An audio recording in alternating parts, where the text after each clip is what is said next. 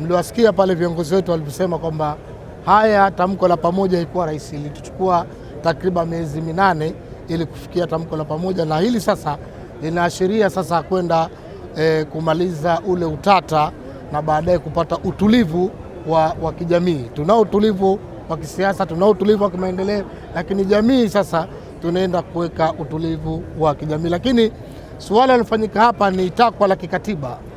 Ukisoma katiba ya Zanzibar mwaka 1984, ukisoma ibara 9 inaelekeza uwepo wa serikali ya umoja wa kitaifa, ambalo si takwa ambalo la matakwa ya mtu. Kwa maana hiyo tunaenda kukamilisha mchakato ambao sasa kuendelea na serikali moja ya kitaifa ambayo itaenda kuwahudumia wananchi wetu wa Tanzania. Kwa maana mimi nichukue fursa hii kumpongeza sana Rais Dr. Hussein Ali Mwinyi kwa busara zake, hekima zake mpaka leo tukafikia hapa, lakini pia niwashukuru viongozi mbalimbali wa Chama cha Mapinduzi ikiwemo kamati kuu, kamati maalum ya halmashauri ya taifa, lakini niwashukuru sana, nimpongeze makamo wa kwanza mstaafu Osman Masudi Osman na mwenyekiti wa ACT Wazalendo, lakini pamoja wote chama cha ACT Wazalendo, kamati ya uongozi na viongozi wa ACT Wazalendo kwa kuweka mustakabali wa nchi yetu na maslahi. Leo tukarudi kwenye hili tamko na ajenda zimekaa sawa, na sina mashaka ajenda hizo tutaenda kuzikamilisha na muda si mrefu tutapata matokeo ya uundwaji wa serikali yetu ya umoja wa kitaifa.